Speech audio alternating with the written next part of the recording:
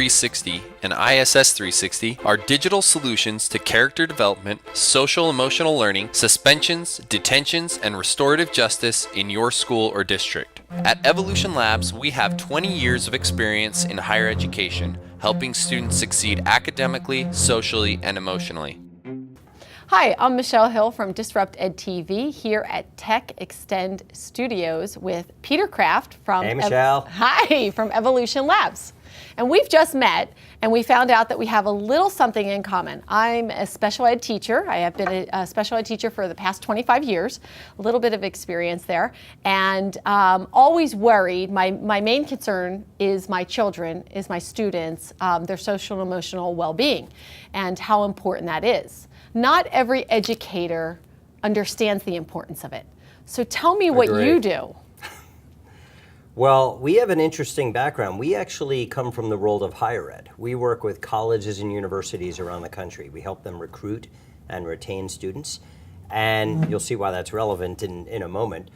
And it's interesting, one of the things we've learned from colleges is that oftentimes our clients will tell us that when students arrive on campus, they're not necessarily prepared to succeed. And often they're not referring to academic preparedness, they're referring to social and emotional preparedness. So much of the content that we deliver to college students on things like social and emotional wellness, character development, mental health, they encouraged us to take that programming earlier back in the educational life cycle and deliver it to K through 12 students. And that's absolutely so important because at our level, at the high school level, I'm at the high school, but even at the elementary level, even though we probably do most of those things inherently, the maturity issue comes into play and students aren't quite as mature to be able to handle all of that freedom. So we see it when they come from the elementary school to the middle school, they emerge a little bit and they start to have more freedom, and it's difficult because the students aren't really always sure about the choices they're making. Mm-hmm. By the time they get to the high school, there is almost a lot of a hands-off approach with them as far as telling them what to do constantly. And so making good choices is really, really difficult. And time management is one of the big things that we struggle with with our high school kids as well. For sure. And I'll give you one other interesting piece of insight that we learned that frankly has shaped what we do now. So we've had the privilege of working with the Bill and Melinda Gates Foundation for many years, the Gates Millennium Scholars, and they did what we thought was a fascinating survey of their students. Only 1 in 10 students said that academics was the reason they were transferring or dropping out of college. Wow. So we were amazed to learn that often it's all this other stuff, right? The SEL, the character development stuff that shapes a student and helps them be successful, not just academically, but socially as well. So that model, that premise, has shaped the development of a lot of what we do. And I think that most of our students, when they come back to visit, they'll tell us that time management was probably the #1 factor of whether they succeeded or not. And then also was the peer pressure and how to handle all of the opportunities for freedom and making good decisions. And so that plays right into the character ed piece. Yep, that's right. And you know what else we've learned? So we're not just in the EdTech space, but we're also an employer. And we look at a lot of resumes, and we get resumes from kids that are academically super strong, but they can't look in your eyes when they're speaking to you. Yeah, absolutely. They can't hold a conversation or confidently convey thoughts. And so we're always looking for really well-rounded young adults. And that's where SEL, I think, plays such an important role. It is things like time management, but it's also being confident. Social skills. Yeah, exactly. Social skills are very important. And in the age of technology, that we have now, students are spending more time with the device than they are actually with people. And so that's another issue that we're encountering, that they don't know how to go and order something at for takeout. Right. They don't want to make a phone call. They don't know how to talk on the phone. That's right.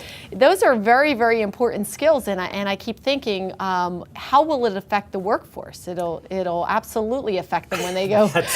It's funny you say that because some folks here know a colleague of mine, Luciano Gomez, who works in our company. His office is right across the hall from mine, but he'll text me as opposed to coming in to see me because they've grown up with the device in their hands. And you're right, it's not a device for calling, it's a device for for texting and for sort of independently consuming content. Yeah. But today, that's Generation Z, Yes. right? You know, they're braver behind the device. They prefer consuming content in a device. So this, in my mind, isn't an issue. This is that generation. It's Yes. our issue to figure out how to meet them in their world, really. Yeah, and that is really important because it's not going away. So That's right. it's going to be, how do we use it to the best ability that we have? How can we embrace it, but also curtail some of the things that the downside of it, and bring in some positives with it? And how can we do that? So what does your software do? Because that's really interesting. Well, another premise on what our software does sort of circles around what you were just saying. So when we speak with students, look, with Generation Z, this audience, we often say that they're braver behind the device, They right? are. So when we speak with students, sometimes they'll tell us, look, I want to ask for help. I just don't want anyone seeing me walking through the office and knocking on the counselor's door or the principal's door. So the reality is that meeting them in their world to us means delivering a lot of the same content that schools are already talking to students about, but trying to construct and deliver that content in a more interactive way. Because the more sensitive the topic, the less likely a student is to walk through the office or to raise their hand Right. in front of their peers. They want to consume that content through a device. So what we do, we have a product called Suite 360 that delivers social and emotional learning and character development content to students throughout the year in lessons or modules. They're about 15 minutes long. We've developed a content library that has hundreds of topics in it that are all grade specific. So each year they're seeing a different version of that content. Bunch of other features as well, but the system tracks whether students are going through the content and provides a dashboard for schools so that they can really see what's happening. So that can enhance a character education program that a school already has. Correct, and oftentimes it becomes an extension of a character ed or SEL program that a school already has. It becomes another tool in their portfolio. Because sure, there may be some kids when a teacher or an instructor is speaking to them about character ed and SEL that it resonates. But there may be other kids where I'm not making that connection with you. Give me that content in a device the way I can consume it. So is this an individual program or is it for a group setting? So Suite 360 is a web and mobile web and app-based solution where all students at the school get uploaded into the program. We code them by grade. Okay. And then our editorial, our content team, is building out a curriculum with the school on what topics they want delivered to each student throughout the year. Now, we've already built out what we call our recommended scope and sequence, which is a CASEL-aligned curriculum, CASEL, the National Framework for Social and Emotional Learning. Mm-hmm. And most schools will select the topics that we're guiding them to select, but sometimes they'll switch topics around because every school is different. It's unique. At one school, maybe vaping is the issue. Yes. Where at another, maybe it's academic integrity, maybe it's racial intolerance. Yes. So ultimately, it's the school that can select which topics they want delivered. And then the topics get delivered and aligned with either a curriculum, so it gets built in where completing a required lesson counts as a grade, Okay. or in other cases, completing a required lesson will get locked or aligned to a privilege. So at some high schools, for example, you can't buy prom or homecoming tickets unless you've completed your SEL topics up to that point. Oh, wow. And so the students download the app and they just do that?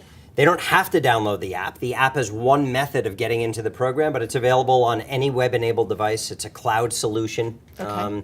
Students will often use single sign-on with whatever other platform they're on, and they're logging into the program. And the system is saying, okay, Michelle, this month's required lesson is on cyberbullying, Yes. or academic integrity, or test-taking anxiety, whatever that issue is. And you've got a week or 2 weeks or a month to complete it, depending on the deployment timing we've established with the school.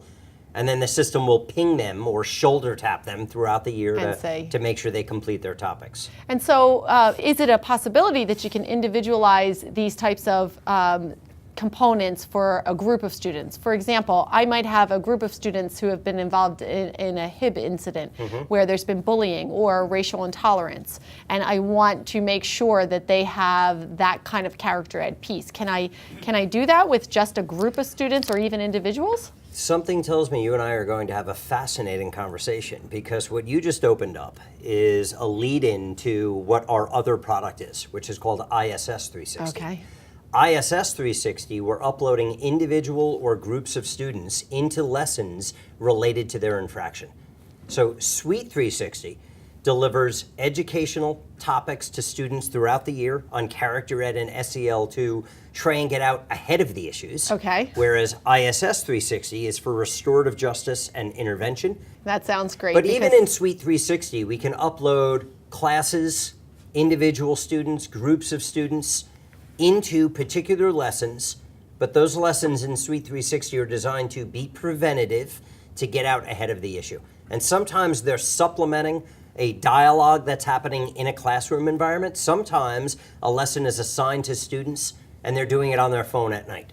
It sounds really interesting, because I have been part of the committee at my school where we did a character ed piece, and it had to happen. There was a time interval that we had to do it, and the teachers just lamented the idea that they had to turnkey this character education lesson in addition to all of the other classes that they teach. And so it became, and I was part of this committee, so I would do the presentations and basically give them all the things that they needed so that then they could turnkey it very easily, because most of them didn't feel equipped and they didn't feel that it was their expertise to do that. So what we've done is just model after what you want to do or what you guys have been trying to do.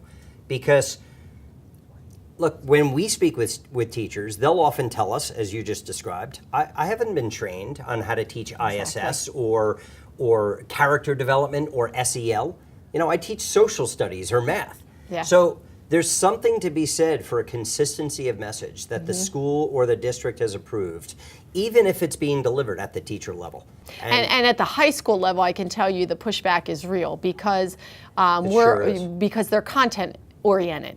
Teachers, you know, when you're talking to elementary ed teachers, it's a little different. The warm and fuzzy is there. At the high school level, there's a lot of people who are really experts in their subject area. That's right. And that's what they want to do. That's right. And so you start, you know, asking them to do character ed pieces, they're thinking to themselves, this is not my job. And so I could see the pushback at the high school level. It's a catch-22 for them, because they don't want students to be disruptive, pardon the pun, but they also don't want to teach character ed or SEL outside of their core curriculum. And so that creates this challenge. But to your point, equipping them to have those conversations or to deliver that content to students in a packaged way, in a way that you, as the school or the district, has approved, and frankly, may not even need to take up classroom time. It could be assigned to students. Right. Okay, everyone, you've got 2 weeks to complete this lesson on academic integrity or on depression or mental health or whatever the topics are that the school wants delivered. Well, and they could also build it into their PE program. That's for right, health. and oftentimes that's how it happens. One day a week they do one of the modules. That's exactly right. So that's a very interesting idea. Is there any component for teachers? So, you know, we're really working with the kids with character education, but what about the teachers? Because sometimes some of the teachers are lacking in these skills as well. So 2 answers to that question. So I mentioned that we have grade versions of all the content. Well, for K through 2, we have what's called instructor script, which is strategies to discuss these topics with your class. Because typically for the younger grades, the program Suite 360 is instructor-led. Whereas at upper grades, like middle school and high school, students are going into the program on their own and going through those lessons. But in the younger grades, the instructor script is guiding the instructor, the teacher, whomever it is with that group or that class, to engage them in a dialogue around that topic. So at that point, the instructor is also learning as they go. They are, but we also have another program called A360, which is professional development and sensitivity training for the staff. Yes. To guide them on all the topics that students are actually going through in the program. And that I see really valuable, because in the years that I've been teaching, 25 years I've been teaching, I often run into teachers who say to me, you know, how do you know so much about these students? And I say, well, they tell me. Well, why do they tell you? It's a relationship. It comes down to a relationship. Everything with students comes down to that relationship. Sometimes staff members are not really equipped. Maybe their background hasn't given them the tools, or maybe they come from, you know, some people come from a different area, and so it really is strange for them for the common courtesies that exist here, their approaches of how they do things. And so I think a lot of times I'm not just working with the social and emotional well-being of my students, but also with the teachers and trying to, you know, forge this relationship between the two of them so that then they can coexist together and be successful. So it's great to have that professional development component. I mean, that's just really, really valuable. And not to be outdone, and I know I sound like a used car salesman right now, but we also have a program called P360, which is for parents. Oh, so awesome. That program delivers character ed and SEL content to parents of students to equip them to be the school's ally and to have smart conversations with their kids. Wow, and that piece is something that I don't think that I have seen anywhere. Well, you know what's really amazing? Every time we meet with a school or a district, look, they all have resources for parents, right? Yeah. They have assemblies at night, they bring in guest speakers for parents, but parents tell us, I don't have time to go to that assembly at 6 or 7 at night, you know, after I've been working all day. Yeah. Or, we thought this was amazing, sometimes they tell us they don't want to be seen at those assemblies. Wow. And so that really intrigued us. And when we dug deeper, what we learned was that sometimes parents feel that those assemblies or those guest speakers are talking about very sensitive topics. Depression, suicide, drug or alcohol awareness. So parents would tell us, actually, I don't want my peers seeing me there. I don't want them thinking that issue is affecting my family or my kids. Yeah. So what we learned is they want the privacy and convenience of consuming content when and where they prefer, just like their kids do. They do. And for me, I'm a mother of 4, and I can tell you. So am I, a dad of 4. I can tell you that I've gone to some of those assemblies, and I look around and there's 15 people, and I'm thinking, we have a problem in this community. Where are all the parents? Yeah. But for exactly and the that reason. parents that go are people that are in the education, you know, they're teachers, absolutely. They're people like you, they're people like me. But although, can we agree, it's tough to go to assemblies when you've got 4 kids? Oh, it's absolutely tough. It's also one of those things where at the end of the day, it's very hard and to choose. I mean, you might have a Little League game, you might have a parent-teacher conference, you might, so you're running in different directions. When you have multiple children, it's always hard. But I have found that the parents do want to know. That's right. And they just don't always have the accessibility, or as you said, they don't want the stigma. Because I've known parents who are dealing with, you know, their child's an addict, but they don't want the community to know, and they don't want to talk about it. But they need to know the information, and they welcome the information, just don't have a resource to get it. So that's kind of unique. I've never heard of being able to offer all of those things to students, staff, and parents at the same time. That's the key. It's getting all the stakeholders involved around the same topic. So what's really neat is that if students this month are going through a topic on, let's say, bullying, parents will get a topic on bullying that month, written for parents, but equipping them to have smart conversations with their kids. Even, hey, maybe 5 questions to ask yourself. Maybe you're raising a bully, or maybe you are the bully as the parent, right? And parents tell us, look, I'm not going to go to the school's website and download the student-parent PDF handbook and use that as a guide throughout the year. Right. That's just not how people consume content anymore. Now, we're waiting for stuff to be pushed to us. And whatever grabs our attention, right? Yeah, that's absolutely true. And you also have to make it reflective of who they are. and build in those aha moments. Yeah, that's right. So one of the things that I could talk about social and emotional well-being of students all day long. It's one of the passions that I have is to advocate for those students that may not have those skills. But I always think, after I've met the parents or talked with the parents, that there's unfortunately a reason that the student doesn't have it because it hasn't been modeled at home. And it's not a discredit to the parent, because I firmly believe that every parent loves their child and wants the best for them.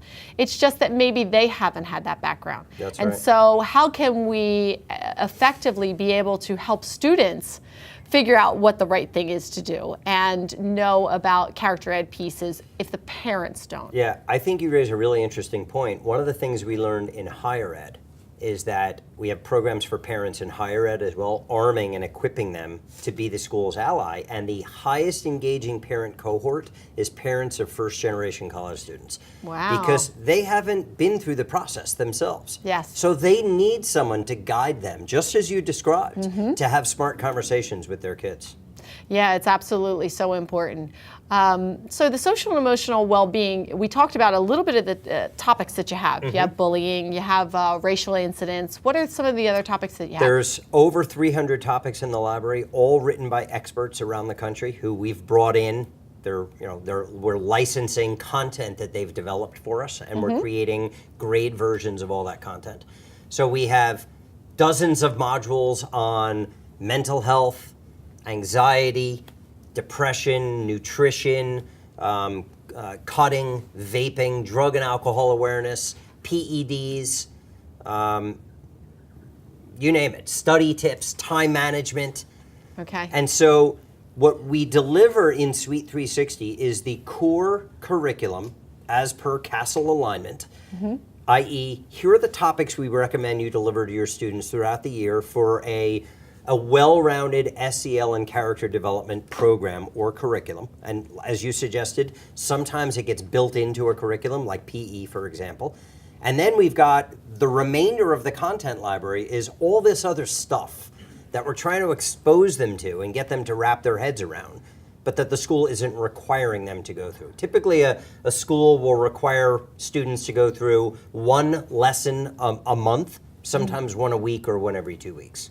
And are all those modules available to a school if they purchase the software? All of those modules are available to them? Yep, so we work with individual schools as well as districts. So I was just down in Belmar, MAWR, meeting with one of our clients, a middle school. So they have the middle school band of content for 5th through 8th grade at that particular school. And then for many districts that we work with, they've got K through 12. In Newark Public Schools, we actually built a Head Start program for them, for parents of early ed students. Yeah, that's very interesting. Yeah. Michelle, the other thing I wanted to mention to you is that one of the neat things about Suite 360 is that we include pre and post assessments to demonstrate learning outcomes. And That's of course, awesome. we're not talking academic learning outcomes in this case, we're talking SEL. And you know, and we know because we're measuring it, that now there are direct correlations between a student's social and emotional wellness and their academic performance. But for most schools and districts, oftentimes this sort of thing is anecdotal, right? There's no data to demonstrate what those learning outcomes are. So from our standpoint, it's such a powerful tool to be able to start measuring SEL outcomes. And having data is really, really important. When we're looking at the incidents that we've had across this country with school shootings and the safety of the students, having something where you could probably gauge that in advance would have been invaluable. It would be amazing. Absolutely. I'm really excited to talk about restorative justice because I'm a big proponent of it. At the high school level, we have internal suspension, we have external suspension, we have our standard discipline policy. And I often think to myself, sometimes kids really like being in internal or they like being in external. And when they come back, has anything really changed for them? And so I've done some research and really looked at that restorative justice piece and thought to myself, wouldn't it be better if we had something where after an incident, instead of just a consequence, that there was something that could really help the students? Our brains are aligned. So that is a perfect segue, because as we talked about Suite 360, preventative content to get out ahead of the issues, We also have a program called ISS 360, which is for intervention and restorative justice. Essentially, with this program, we are uploading students in specific modules after an infraction has occurred. So we've built a content library for ISS 360 mapped to discipline matrix.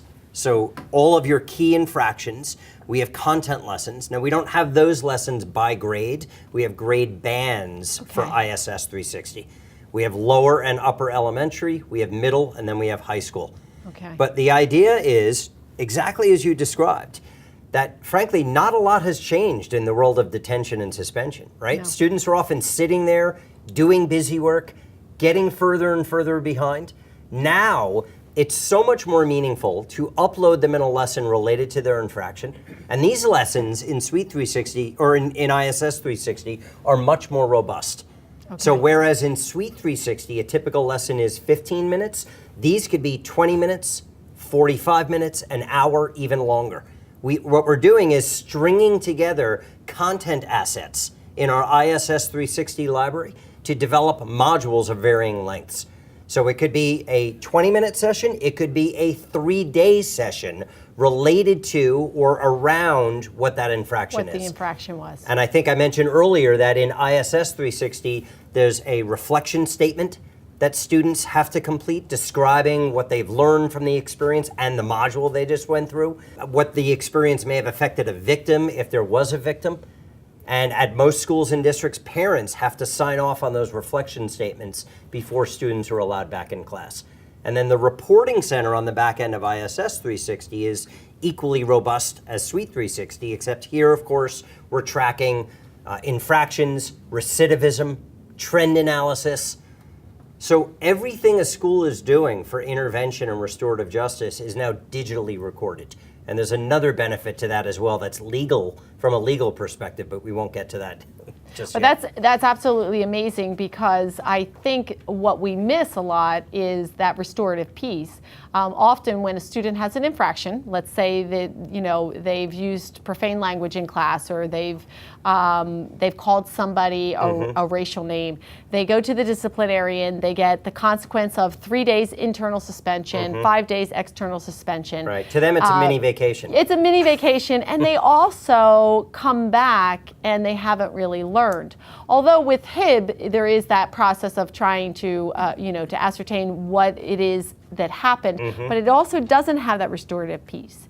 And for most disciplinarians, they don't have the time for that. That's right. I have encountered a school that has a restorative justice program, and when they explained it at one of the workshops, I thought, well, that's not really restorative justice. They make them write a statement, which is okay. Right. But I will not chew gum in class. I will not chew gum in class. But the other part of that is the counseling that needs to go with it. That's right. And so many teachers, myself included, I'm not a counselor. So I may attack that subject, and I may actually do more harm than good because I'm not trained in that particular area.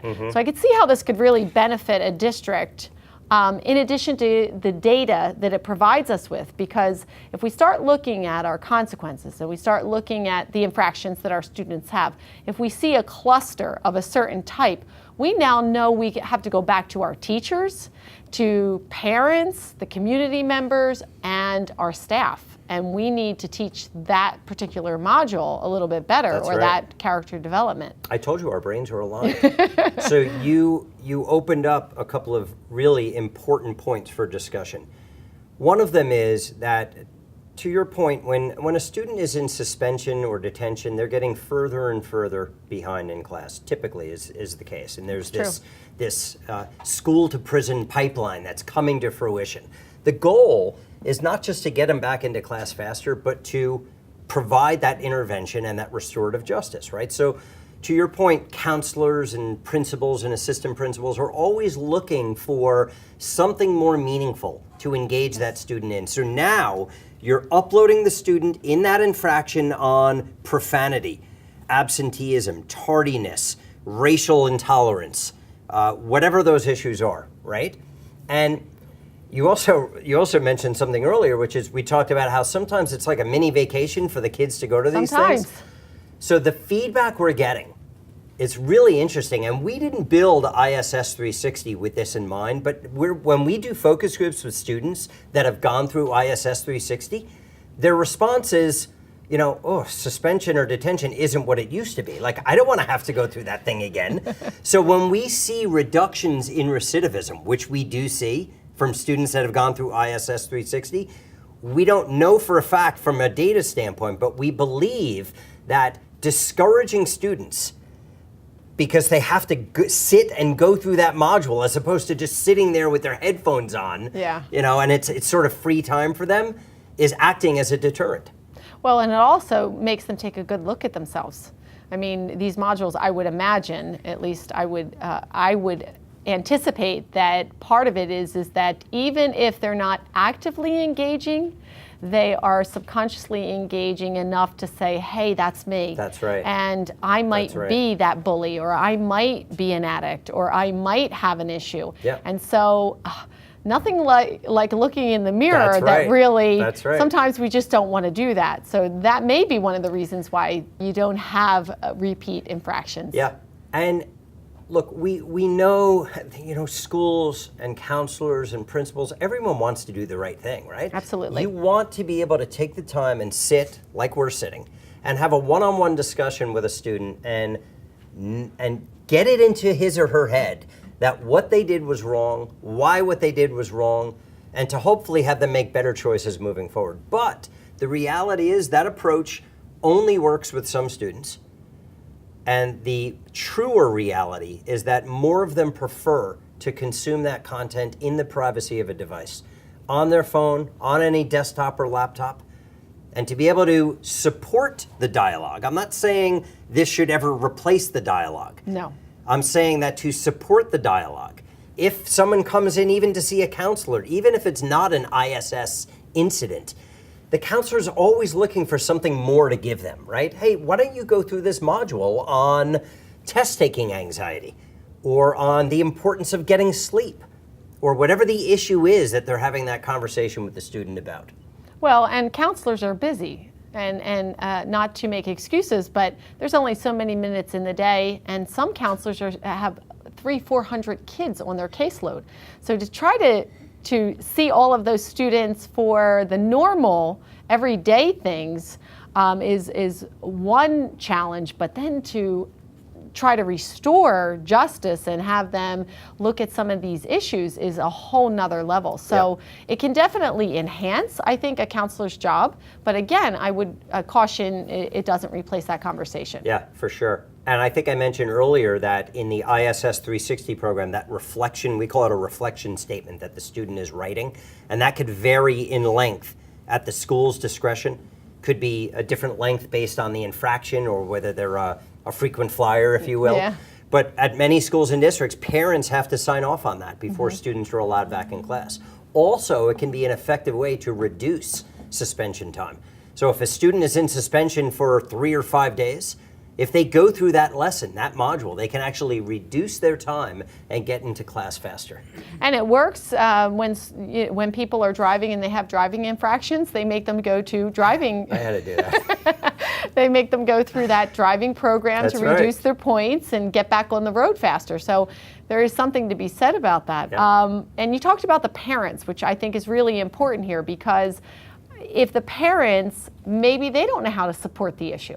Maybe their child has bulimia, or maybe their child is a struggling addict, or they're a bully, and the parent themselves may have a different approach. Maybe they don't know how to really work with their child. So does this help them? Yeah, and I'm smiling so much because everything you're saying, like these are the key credos. The ethos of this program is built around everything you're talking about. So I'm just so happy to hear it from an expert. Yeah, I'm a real teacher. Right, and you're a mother of 4. And a mother of 4, and my kids were not perfect by any stretch of the imagination. Right. So I would have liked to have had some of these modules.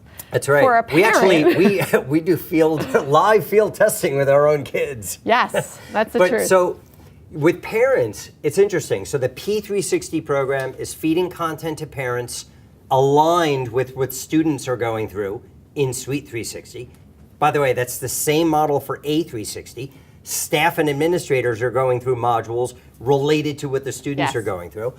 But what you just brought up reminded me that one of the neat features of the P360 program is we talked about equipping parents, not only with the content, but with the ability to have smart conversations with their kids. So we added a feature, and this is a recommendation that came from one of our districts, and we asked other clients, hey, what do you think about this idea? And they're like, wow, this is great. So now parents in P360 can actually refer a lesson in Suite 360 to their son or daughter. Oh, so they wow. could say, hey, Mac, I'd really like you to go through this lesson on the importance of sleep or respect or racial tolerance, whatever the issue is.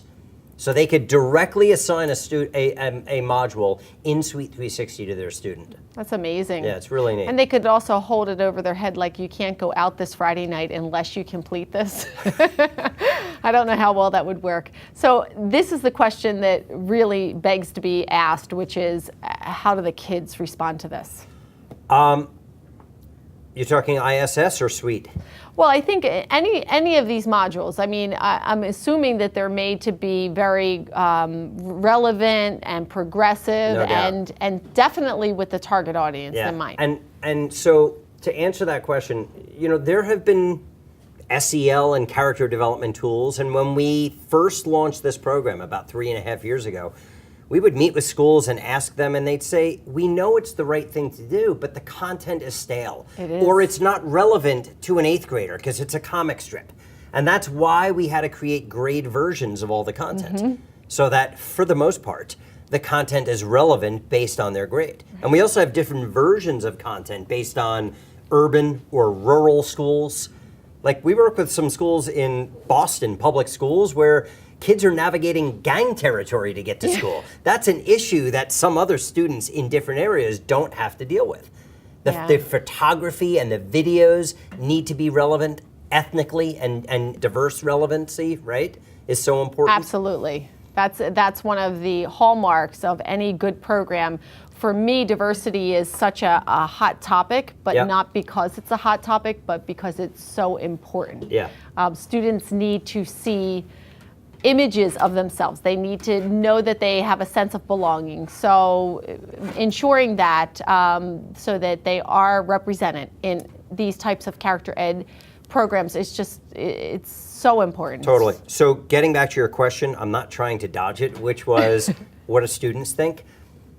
Look, the bottom line is no student wants to be talked to about anxiety and depression and all these issues, these SEL issues that we know shape not only a student, but an adult, right? But so when we ask them about this, they say, well, if I have to go through it, I'd rather go through it in the privacy of my device on my own time. So we consider that a win or positive feedback around stuff that, for the most part, if you ask a student, hey, do you want to go through a module on cutting or test-taking anxiety? They're likely to say no, right? So given the necessary evil of us, the parents, the school, having to sort of inject this content into their minds, we're trying to do it in an environment that they'll engage in and consume, meeting them in their world. And they won't feel attacked. Because that's another great point. Yeah, You're because right. For so many of our students, if you say you see the signs of cutting, and you ask them, no, I'm not cutting. Right. But if they have these modules available where they can be recommended for that, they may be more open to then come to a counselor and say, hey, I've got a problem, and I am hoping you can help me with it. Actually, the program sort of works like that. So the students are in Suite 360 because they have to be. Because they have to complete their required lessons. It's either tied to a course or it's tied to a privilege.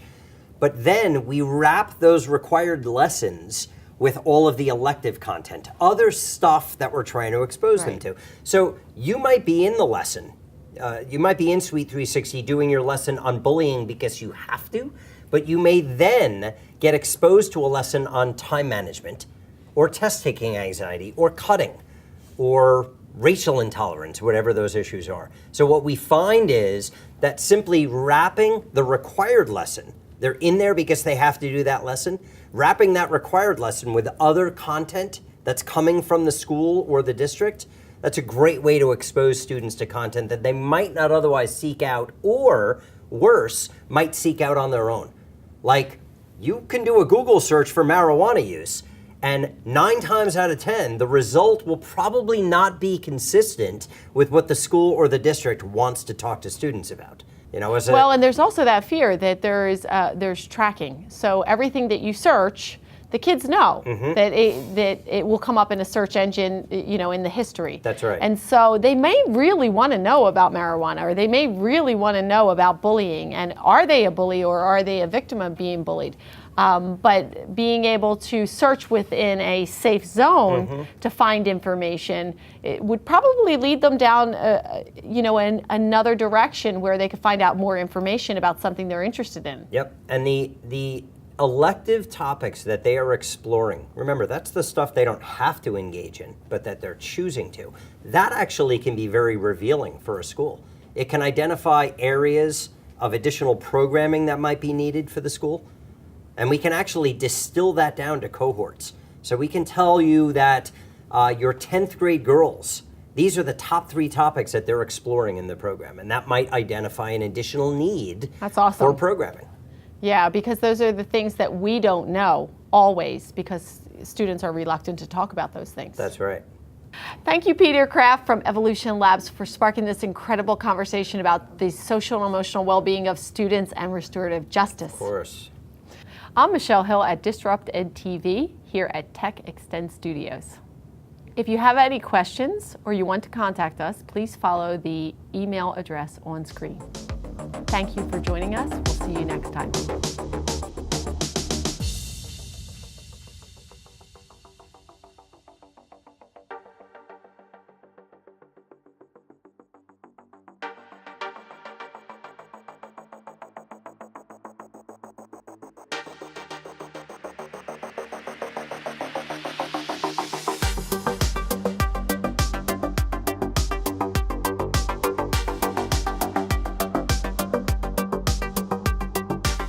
So you've heard this school to prison pipeline. Yeah, for sure. What are your thoughts about that? I think we're trying to crack it, because if nothing changes in, suspension or detention, the same thing is going to happen, right? Like, we need some sort of a crack in that pipeline.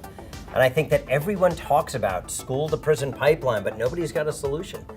And to just have students be in suspension and detention the same way they always have. It's not working. Yeah, nothing's going to change. And so for me, the answer is restorative justice. For sure. And a lot of people don't know what that means, and they're kind of unsure. But for me, it's really simple. When a student has an infraction, what do we do to let them learn from that lesson? Exactly. And how can we improve whatever the issue happens to be? How can we improve their life so that they make better decisions? Yep, that's right. That's what we were talking about earlier. That's why we feel that these modules in ISS 360 are so important, because they're mapped to their infractions. We're trying to crack the pipe. What can I tell you?